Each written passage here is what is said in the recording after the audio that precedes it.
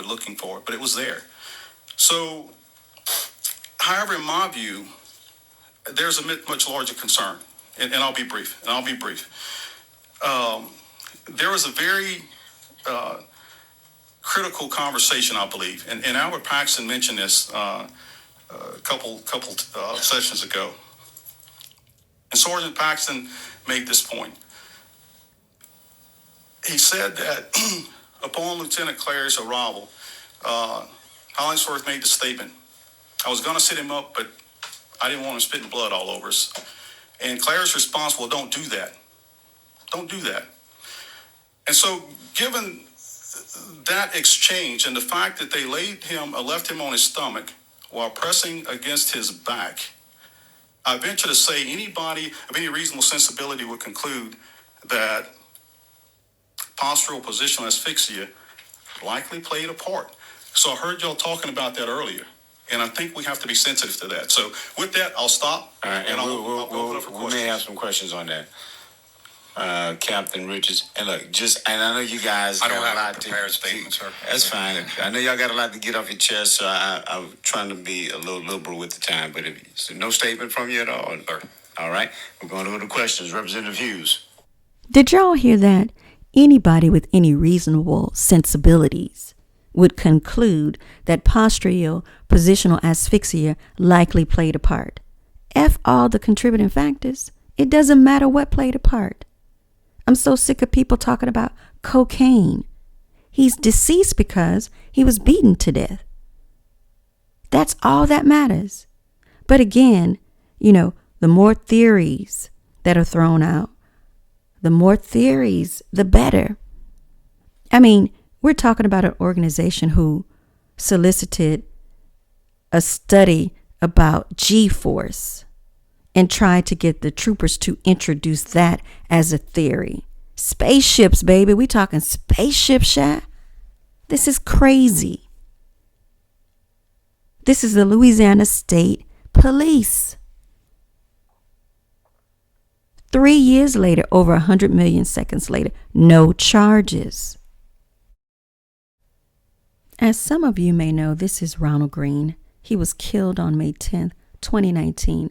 That was 3 years ago. 3 years ago. Over 100 million seconds ago. And not a single person has been arrested, sentenced to prison for his murder. Not one person. Over 100 million seconds ago. 3 years. This is one of the most blatant, racist, disturbing examples of police brutality I've ever seen in my life. And not a single person has been arrested, even arrested for it. And it was caught on video and audio. There isn't a question whether or not this was a beating, death, whether it was a murder. It's on video. Yet, Union Parish District Attorney John Belton has yet to charge anybody. And I'm wondering if this is a classic case of playing politics. I'm wondering if he's waiting for a certain time of year, because it is my understanding he is running for Attorney General. But it's been 3 years. It's been 3 years. And I recall seeing his testimony before the special committee. And I recall statements back in June that it was coming soon. And I thought it would happen before the 4th of July. And, now July is kind of in the wind. And still no charges. Nothing. Listen to Chavez Cameron, who is the number 2 person in Louisiana State Police, and Kenny Van Buren, who is, from my understanding, the number 3 person in Louisiana State Police. He was over gaming, but now he's over CID, Criminal Investigations Unit. And Chavez Cameron was over Internal Affairs. And now he's the number 2 man in Louisiana State Police. This is 2022. they are speaking just a few months ago about why, they're providing their explanation for why things didn't happen when they should have, and why 3 years later it still hasn't happened. 3 years later, listen to their explanations, and you will understand that just because you are a black face in a high place, it doesn't mean you have power. It doesn't mean you have power. This man talked about changing hearts and touching lives. I just about pissed on myself. I didn't know what to do. I couldn't believe it. This is not about changing hearts and touching lives. This is about broken hearts and changed lives. Broken hearts and changed lives. I swear, I just don't know sometimes what to make of people. And this is not personal. I know they are in a tough position. But it's just really odd that you have 3 black men who make history in Louisiana, in their positions and their ranks. Who would have ever thought that these 3 men would be at the center of a murder cover-up with the governor of Louisiana, unarmed black man who 3 years later, there isn't a clue as to why he was even being stopped. It's an unspecified traffic stop. They were so busy covering up the murder, they forgot to come up with a lie about why they were even stopping him. It's just unspecified. Nobody knows why, they put the lights on to stop him. Nobody has a clue. A lie was, they forgot to make a lie up about that part of it because they were too busy, covering up the beating murder that they didn't have time for that. But they had time to come up with other theories about why this man is deceased. Postural positional asphyxia. We're going to get to the spaceships in a minute, in another video. We're going to get to spaceships and G-force. It's crazy. And I have to explain to him why. Same officers that wear my uniform, the uniform that we all wear, are acting in the manner that they did. I cannot even imagine the pain the family is feeling, the Greene family is feeling. I can't imagine the pain. But we have to start changing lives and changing hearts and touching lives. And if we do that, I believe we would not be here again. I pray that we won't be. And that concludes my opening statement. Thank you.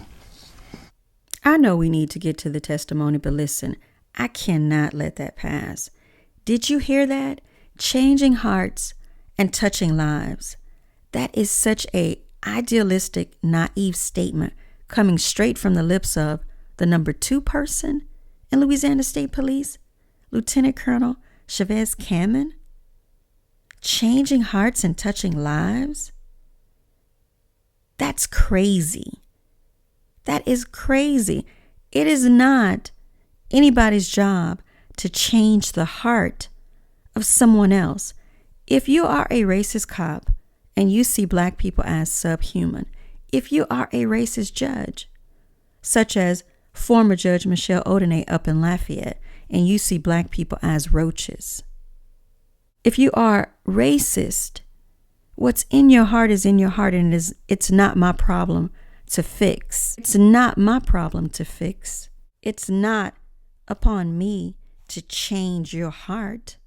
That came straight from the lips of the number 2 person in Louisiana State Police. I couldn't believe that's what he ended with. If we change hearts and touch lives, we won't be here again. This man is clearly in his 40s. He's been around the Louisiana State Police for 23 years. And he fixed his lips to say something that tone deaf, that naive, that idealistic in that moment. Oh, I was thinking, I honestly, I'm not going to lie. I tuned out. I zoned out long before he said that. But when he said that, I perked up. And if you think that was bad, oh, sha. I told you I'm from Louisiana. Sha means a lot of things. I just said, oh, baby. If you think that was bad, Shy, let me tell you something. When you listen to Kenny Van Buren, when you listen to his statement, it will make your stomach a little queasy for a number of reasons if you think that was crazy. I mean, I didn't know somebody could give you diarrhea. I didn't know somebody could give you diarrhea. I got sick. I'm serious. I got sick from listening to him. It was that bad. My stomach was just boiling. Ugh. But seriously, before we go over to Kenny Van Buren, let's clear up a few things about Chavez Cameron, who is now the number 2 person in Louisiana State Police. At the time of the Ronald Greene murder, he was the captain of IA, that is Internal Affairs. And prior to that, he was in public relations. That is 3 different departments and positions in a very short period of time. We'll get back to that. Musical chairs of departments, personnel's positions later, because I think that was by design. When Ronald Greene was killed, he was the captain over IA. IA investigated. 3 years later, not a single person has been arrested. He talked, Chavez Cameron, he talked all around the facts. Did he leak information to former LSP Commissioner Calvin Braxton? Did he speak with the attorney Jennifer Murray about the case? I knew from the outset when he started speaking that he was trying to set the tone. He wanted everybody that was listening to see him as a man who had done nothing wrong. A man who, has his hands clean, but is that the truth, the whole truth, and nothing but the truth? He spoke about having to explain to his son why the men who wear the same uniform that Daddy does, why they did what they did. And I don't know how old his son is. I don't know if this is like a small child or if this son is a teenager. Hopefully, it's a full-grown teenager, because if this child has seen the video, it was pretty graphic. And I don't know if it would be suitable for, like a small child to see. At any rate, he expressed that it was painful for him to explain to his son why his brothers in blue had done that to Ronald Greene. And I'm wondering if he took the time to speak to his son about the complexities of being a black man in Louisiana State Police, being in a position and not having power. I'm wondering if he explained to his son what being in a position, a high-profile position, surrounded by white men who really have the power. White males who have the power to cover up an entire murder, despite the fact that it was captured on video and audio. I wonder if he took the time to explain what that is like to his son. Now, obviously, there's a part of me that wants to give Chavez Cameron grief because, in my opinion, he deserved it. But there's also a part of me that can see why he didn't say anything directly. He knows if he opens his mouth, as Carl Cavalier did, if he dares to open his mouth to speak the truth, he's going to lose his job. And I would hate to see anybody lose their job. But there's also a part of me that sees Chavez Cameron, Lamar Davis, Kenny Van Buren as cowards. As cowards. So I wonder if Chavez Cameron explained to his son what a coward looks like, what a coward does, and how he moves. Because Carl Cavalier paid the price. He leaked the information about this beating death, and it cost him his job. He's still fighting to get his job back.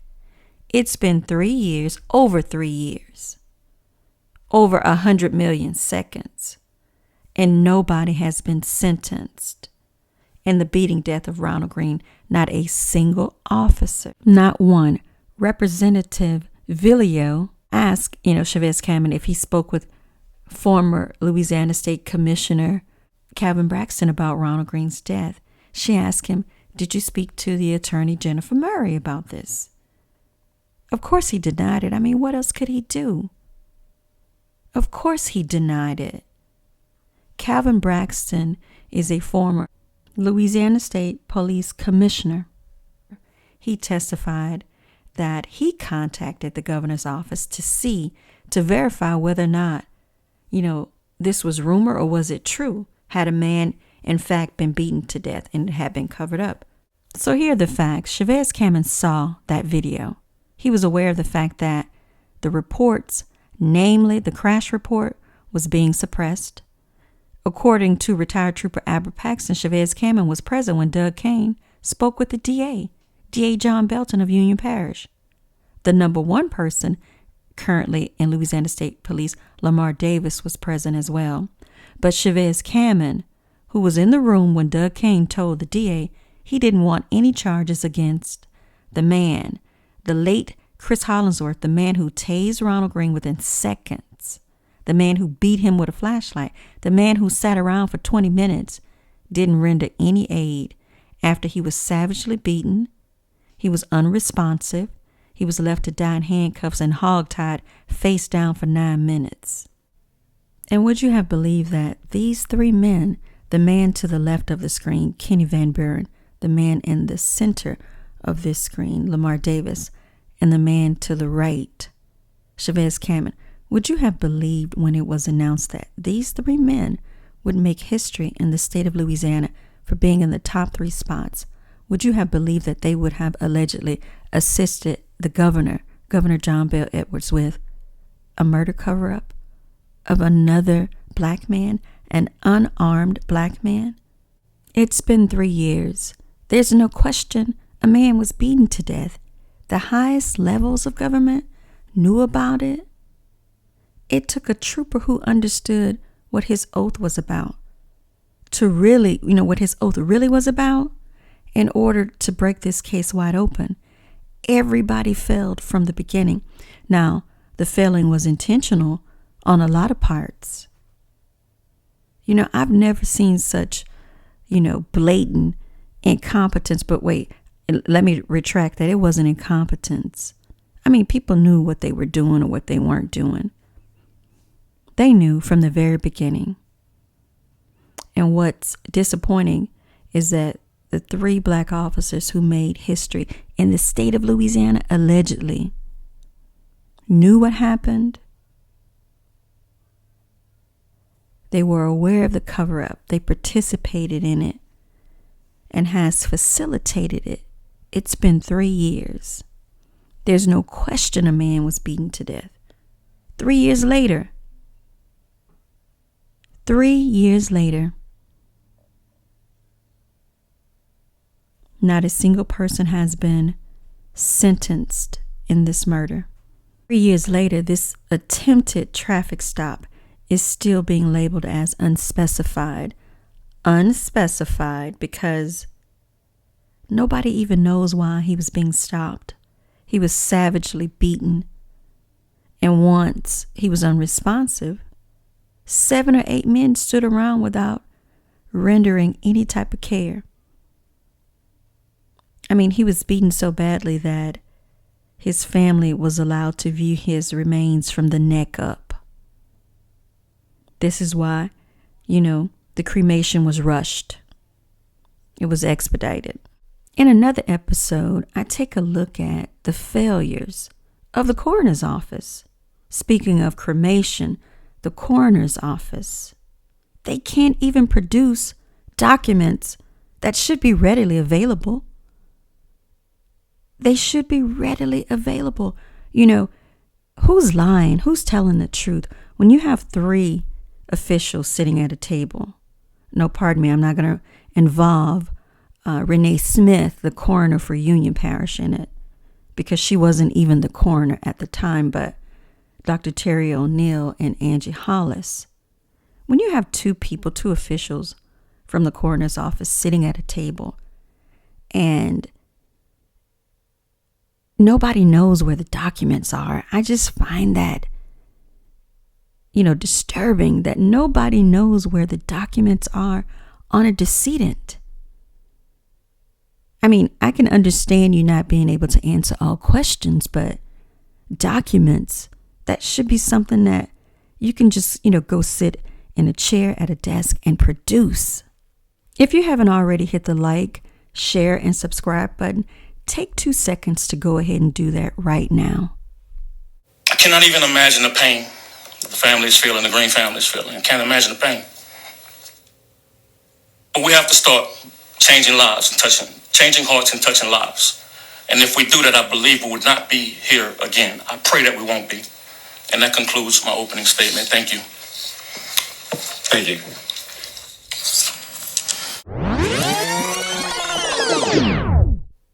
I think it's extremely important to rewind that back. This is not about changing hearts and touching lives. This is about broken hearts and changed lives. This is about broken hearts and changed lives. The broken heart of a mother, of a sister, of a family, and the changed lives. Now, I know that Chavez Cameron, he didn't mean it in an offensive way, but this man is a 23-year veteran of LSP. He's a number 2 man in LSP right now. It is important to be mindful of the language that you use. It was extremely tone deaf because the people that were listening to you was a mother, a family, a community, people that are hurting. And you're talking about, you believe if we could only change hearts and touch lives that we wouldn't be here? Are you serious? And I know he didn't mean it in an offensive way, but it is important to pay attention to what you are saying and who is listening. Because I know he can't be that naive. I know that he didn't believe what he was saying. He can't be that stupid. He can't be that stupid. This is about broken hearts and changed lives. We fixed that. That's fixed. Okay? I wasn't only, bothered by Chavez Cameron's statement. I was equally bothered by Kenny Van Buren's statement. I was bothered by his statement as well. It was just as crazy. It was just as, naive. And, oh God, it was, like I said, I didn't know somebody could give you diarrhea. I got sick to my stomach listening to him. It was crazy. Think about this. Think about the last time you wrote a speech. If it's been a minute, think about the last time you heard one. A good one. A good one. Think about it. When a speech is drafted, the opening statement is filled with, all sorts of vivid words because there's a need to grab the attention of the listeners. Whoever the listeners are. When you draft a speech, you know your audience. So you should know there's a grieving mother in attendance. There's a grieving sister. There's grieving cousins in attendance, right? The public. But when you draft a speech, an opening statement, you come out of the gate strong. You know who you're talking to. Let's say you are, at a conference and you have all of these conference goers who are listening to you, but not really listening to you all at the same time, right? For example, you could be speaking to a crowd, and they have a knife in one hand and a fork in another. They salivating over a piece of steak, chicken, shrimp, whatever. They could be guzzling down, a glass of red wine. You got to make sure you grab that attention. Their eyes could be on dessert, chocolate cake, strawberries, whatever it is. All that matters is that their ears are on you. Their ears are on you. when you get to the end of the speech, the statement, you need to end strong. You end with a bang, right? You sum up everything and you leave the listeners with whatever it is you want them to think, what you want them to walk away with. Whatever thoughts you want to linger inside of their brain, that's what you end with, right? Kenny Van Buren ended with a long, drawn-out, emotional statement. He said anyone with any normal sensibilities would not rule out the fact that postural positional asphyxia as a contributing factor to Ronald Greene's death. That is the last thing that he said. The last thing that he said. Then he's like, okay, I'm done now. Y'all can ask me some questions. I'm ready. So that was by design. When he ended there, it's because naturally, when you end somewhere, that's where the next person starts. That's where they start. Why did he end his statement with postural positional asphyxia? Why did he end his statement with that? Because he was trying to direct the testimony that he was about to provide. He was kind of setting himself up for those questions. And I promise you, this man knows every single thing under the sun about postural positional asphyxia. I bet he read every article, every book, every bit of information that was available on that topic. Because that's what he ended with. And he was like, okay, y'all, I'm done. I'm ready. Let's go. He was setting himself up for questions about that subject to direct the energy from the fact that this man was beaten to death over to another theory about it, what could have caused it. And the reality is he was beaten to death so bad that the persons who, had his body, they didn't want to show his mother his body. That's how bad it was. So who gives a damn about a contributing factor? F all of that. He was beaten to death. There wouldn't be a contributing factor if he wasn't beaten to death. And the last time I checked, Kenny Van Buren is not a forensic pathologist. He's currently the head of CID, Criminal Investigations Division. And he sat there.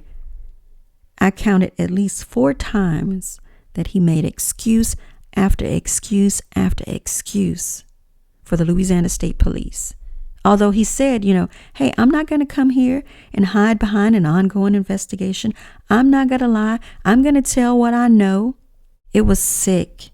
There is no job that I care that much about that I would lie, knowing that mama, family, and friends are stone's throw away from me. There is no job that I cared that much about that I would sit there and make excuses for an organization, make excuses for why things didn't happen, and not call people out. What better time to do it than when you are under oath? Oh, baby, they couldn't have stopped me from talking. I would have told it all under oath, all of it. There is no job that I appreciate that much that I would sit there under oath, withhold information. Some people outright lied. There's no job that means that much to me. And these guys some of them have been carrying around badges for 20 plus years. The Louisiana State Troopers, the badge, it says loyalty, courtesy, service. And I'm trying to figure out, who are they loyal to? Who are they courteous toward? And who are they serving? They're loyal to themselves. They're courteous toward themselves and their families, and they're serving themselves. That's what it's about. Loyalty to the men in blue, courteous toward themselves and their families, and serving themselves. Because we all know there were troopers, Jacob Brown and others, and the troopers involved in this case, Dakota DeMoss, Corey Yark, the late Chris Hollingsworth, all of them, they were beaten in heads. When Bob Brown was asked, how's Jacob doing? What did he say? Oh, he's beaten in heads. 20 plus excessive force complaints. How many people can get 20 complaints on the job and still clock in every day? Not many I know. Shout out to the troopers like Carl Cavalier, the city troopers, the state troopers who really understand what taking, that oath was about. Shout out to them. Part 2 of this video is going to be the full press conference. I think it's about 50 minutes long, and I feel as though if I include it in here, I may have some issues uploading it. And, I think it's something with my device. So I'm going to make this part 1, and part 2 is going to be the full press conference. Don't forget to like this video and share it. Support the channel. Drop down in the comments and tell me what you think. You're going to see the same thing I saw, how you can have black faces in high places and these men not have power. 3 years later, over 100 million seconds. And not a single person has been arrested, charged, tried, convicted, and sentenced any place for the death, the murder of Ronald Greene. Not a single one. So drop down in the comments, tell me what you think.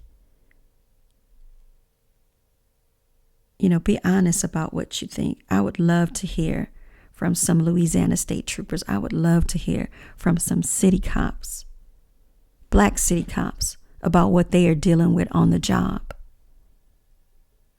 Because I know if these men who, Lamar Davis is number 1 in Louisiana State Police, Chavez Cameron is currently number 2, and this man, from what I understand, is number 3. You have 3 black men in high positions, and they don't have power. If they don't have power, I know a patrol officer has no power.